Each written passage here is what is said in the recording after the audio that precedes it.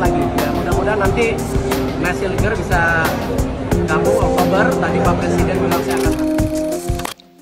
Ya, mimpi Piala Dunia semakin realistis untuk digapai pasukan Merah Putih usai mengimbangi Australia.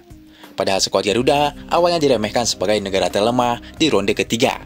Namun pasukan Sintayong bikin kejutan hebat dengan mengimbangi Arab Saudi dan Australia.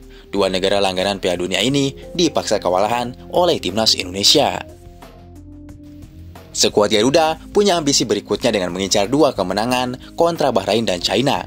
Bagaimanakah peluang timnas Indonesia lolos grup C setelah 2 pertandingan kejutan besar mengimbangi Australia dan Arab Saudi? Apa itu? Apa yang dimaksud? Ya, perjuangan timnas Indonesia di ronde ketiga sempat diremehkan karena datang sebagai negara debutan. Skuad Garuda langsung diprediksi bakal kesulitan bersaing di grup neraka. Pasalnya timnas Indonesia harus bertarung dengan Jepang, Australia, dan Arab Saudi. Ya, media ternama seperti Fox Sports bahkan menyebut skuad Garuda sebagai negara terlemah di grup C.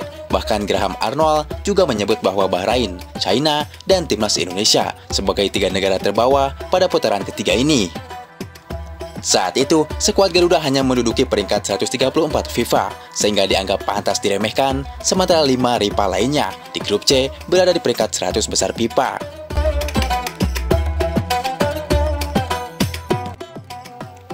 Ya, namun, beberapa media asing lainnya berani menjagokan skuad Garuda. Mereka memprediksi pasukan Merah Putih akan lolos dari grup C. Peringkat 4 terbuka lebar untuk Indonesia, yang masih bisa lolos ke babak bonus putaran keempat, ujar prediksi media asing. Ya, namun, prediksi dari pengamat sepak bola asing ini membuat Vietnam kepanasan. Pasalnya media negeri Naga Biru mengungkapkan Indonesia hanya beruntung lolos ke ronde ketiga. Sulit bagi Indonesia untuk menciptakan hasil yang lebih positif dibandingkan wakil ASEAN lainnya. Melihat dari putaran kedua, Indonesia beruntung karena lawan beratnya Vietnam mengalami penurunan, tulis media Vietnam. Ya, meski diremehkan, timnas Indonesia berhasil memberi kejutan di 2 laga awal ronde ketiga ini. Di luar prediksi, skuad Garuda berhasil menahan imbang Arab Saudi dan Australia. Di laga pembuka timnas Indonesia langsung bikin gebrakan dengan mencuri poin dari skuad Elang Hijau. Kehebatan timnas Indonesia bahkan langsung mendapat acungan jempol dari Roberto Mancini. Ya, pertandingan pembuka selalu sulit dan kami menghadapi tim yang pemainnya bermain bagus karena berkarir di liga-liga Eropa, ucap Mancini. Ya, sementara itu, di laga kedua skuad Indonesia berhasil menahan imbang 0-0 Australia. Koleksi kedua poin ini bikin timnas Indonesia nyaman menduduki peringkat keempat. Bahkan media ESPN tidak menyangka pasukan Merah Putih sanggup menahan imbang 2 raksasa Asia. Indonesia sekali lagi menunjukkan bahwa mereka mampu bersaing dengan negara-negara besar di Asia, tulis ESPN.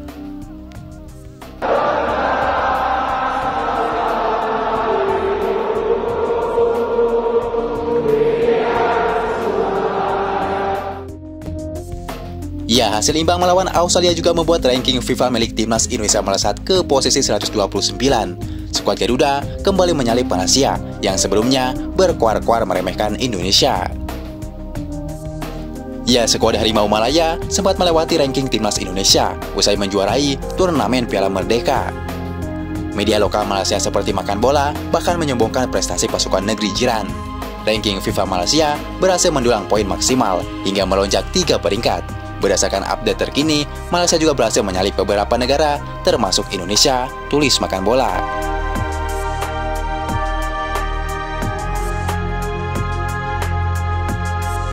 Ya, ambisi meraih poin sempurna melawan Bahrain dan China, timnas Indonesia berpeluang besar meraih kemenangan.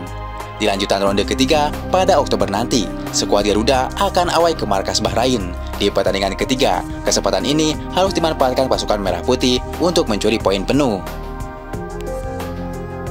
Ya, skuad Garuda harus bisa membalaskan kekalahan telak 10-0 pada tahun 2012 silam atas Bahrain. Saat ini timnas Indonesia datang dengan kekuatan yang lebih mengerikan.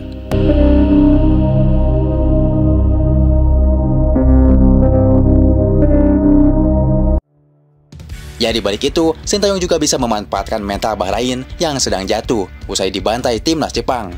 Skuad Mutiara Teluk ini dibobol habis di kandangnya sendiri dengan skor 5-0. Padahal Bahrain sempat bikin kejutan dengan mengalahkan Australia di pertandingan pertama. Ya, di balik itu, jika mampu menang melawan Bahrain, mental timnas Indonesia akan semakin tak terbendung. Laga awal skuad Garuda melawan China juga diprediksi bakal semakin mudah, di mana timnas Indonesia berpotensi besar mendulang kemenangan saat bertemu skuad naga. Ya, pasalnya China belum meraih 1 poin pun di grup C setelah 2 kali menelan kekalahan.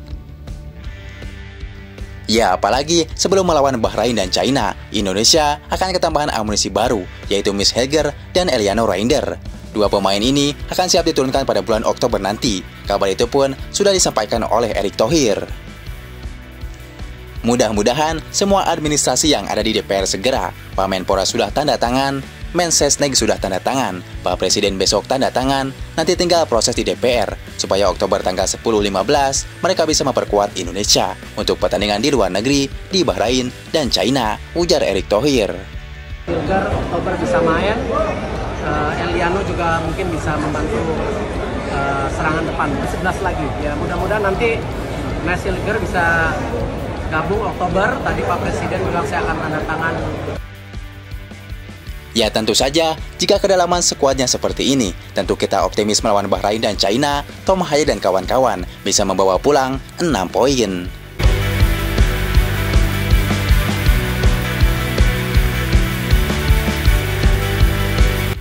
Ya, di balik itu, seusai menahan imbang Australia, pemain timnas Australia, Michael Duck, turut mengomentari euforia para supporter dan pemain timnas Indonesia usai berhasil meraih poin atas Australia. Ia, Michael Duck, menyindir bahwa menahan imbang Australia saja, Indonesia sudah seperti kemenangan, padahal itu adalah biasa saja. Mereka bernyanyi sekarang, mereka menjadi gila, itulah yang saya maksud. Mereka merayakan hasil imbang ini seolah-olah itu adalah sebuah kemenangan. Kami harus bersiap-siap untuk mengalahkan tim seperti itu, dan itu tergantung kami, ujar Michael Duck saat diwawancara ketika lagu Tanah Airku bergema. Ya, pemain Australia, Michael Duck, mungkin malu hingga berbicara seperti itu karena mereka berada di ranking 25 dunia, namun tidak bisa mengalahkan ranking 133 dunia.